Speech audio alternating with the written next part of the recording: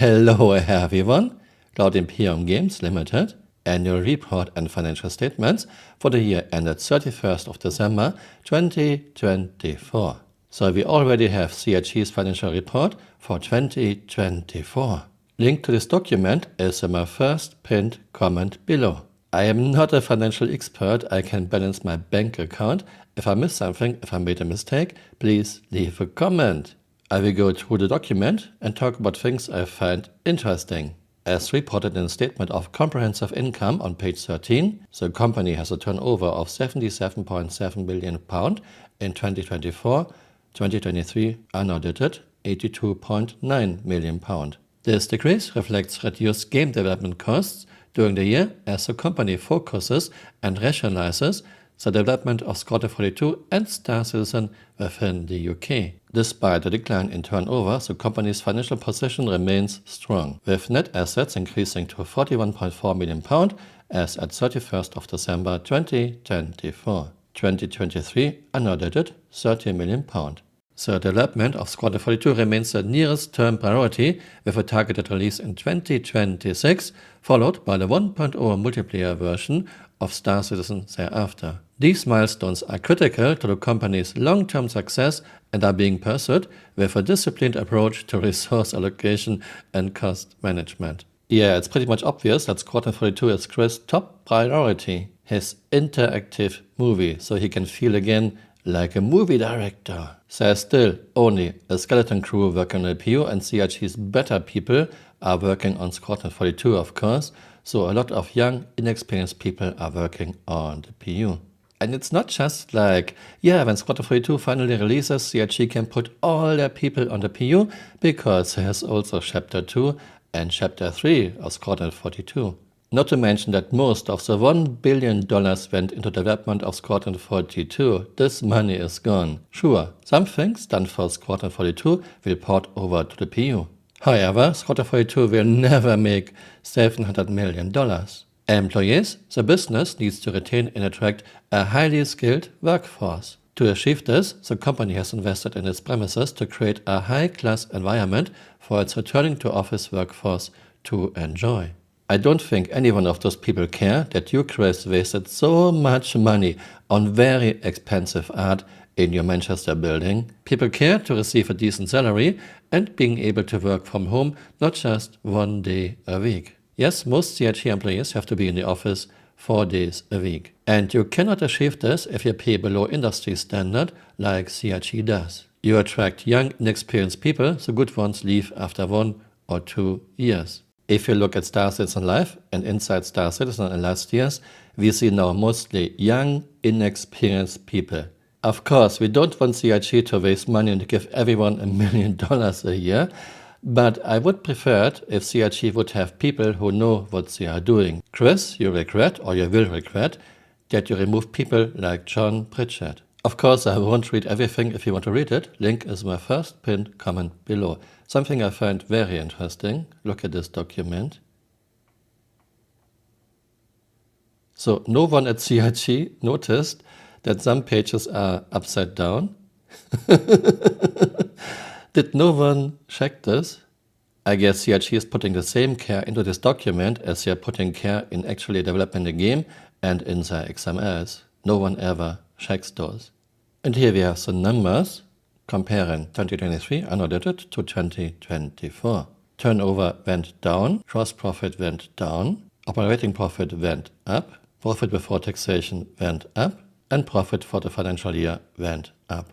Again, I'm not a financial expert. If you know more, please leave a comment. But I know one thing, £11.3 million profit isn't much, because at some point CIG has to pay the Caldas. And this alone is around £70 million. My guess is Chris hopes that Squadron 42 will be a huge success and will make a lot of money. And here I am out of my debt. Please someone explain this to me. Debtors, £67 million.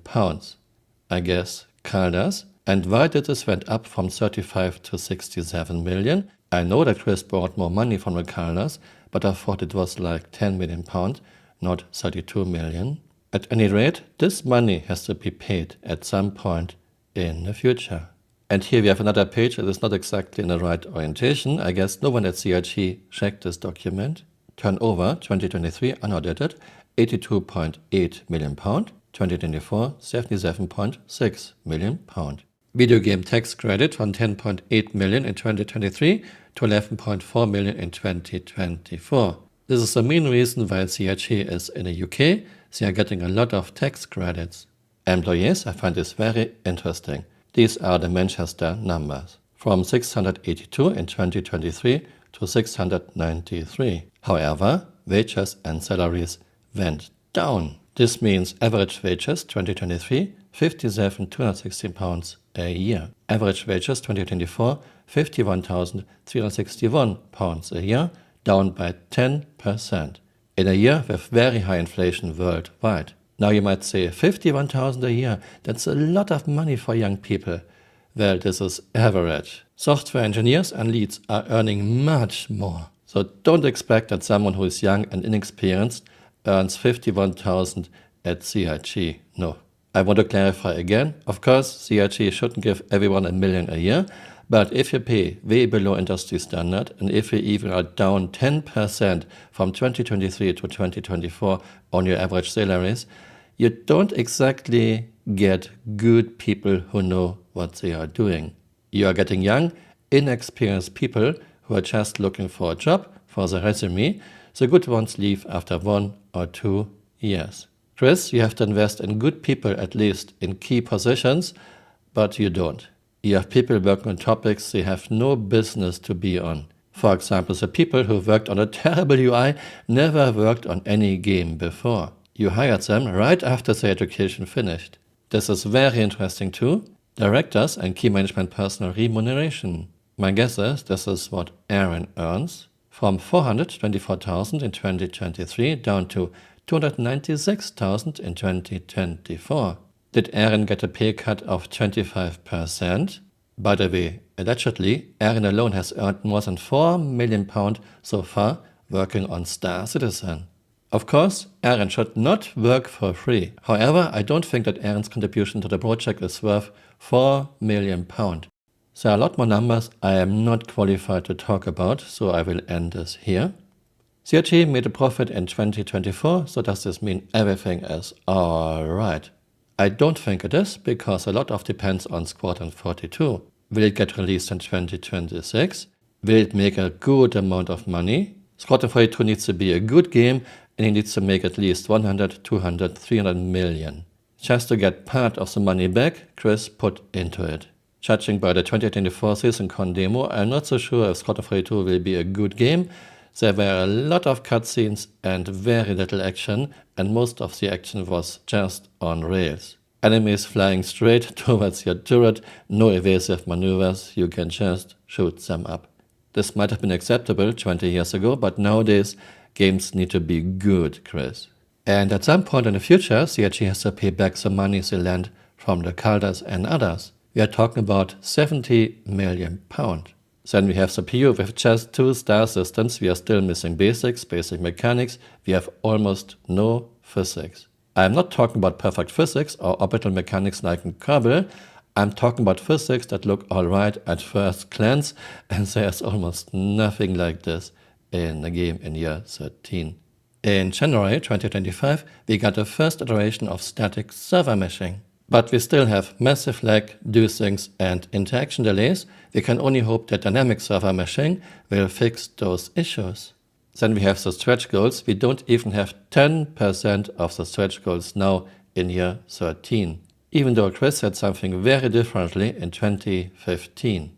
By the end of this year, 2015, backers will have everything they originally pledged for, plus a lot more, Roberts says. But of course, our intention is that it's a much bigger, more expensive, huger game than I ever considered we could do. I'm really out of words. I still don't think Star Citizen is a scam, but Chris surely is a bullshitter. Sorry, there's no other way to put this.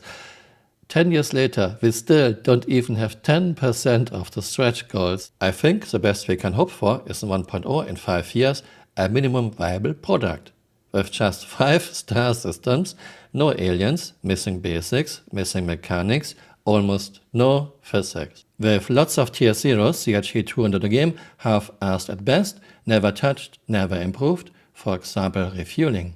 I give Chris this. Star Citizen is a very huge and very ambitious project. Such a project needs someone who can lead it, but Chris and his top management cannot. Chris and CIG never have a plan, never have a concept, never think in advance, never think things through.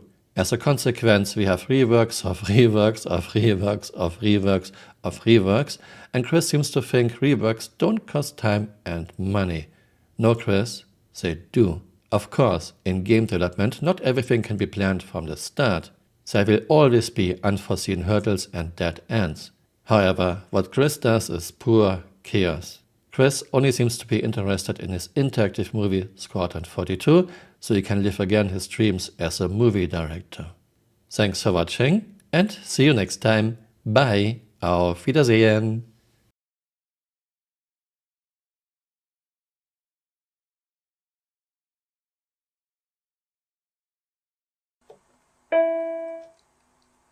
Basically, we learned that it worked. It's false. No way. Not this time. Went surprisingly well for us. Yeah, it was great fun. Not this time. No, not this time.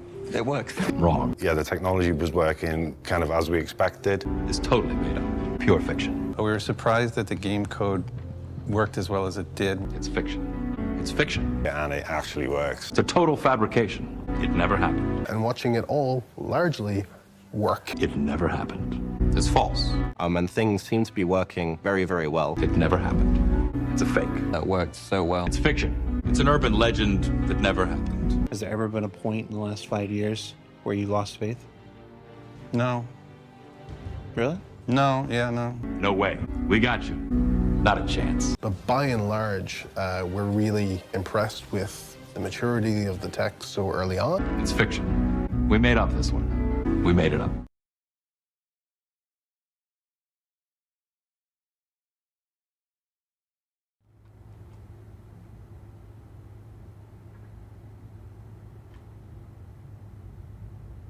But look, it's pivoting around me. Like it has no mass of an empty paperback. And now I'm kind of lifting it up. Yeah, I checked. Pisces has a mass of 43 tons. I can just do this. Wow, I'm Superman.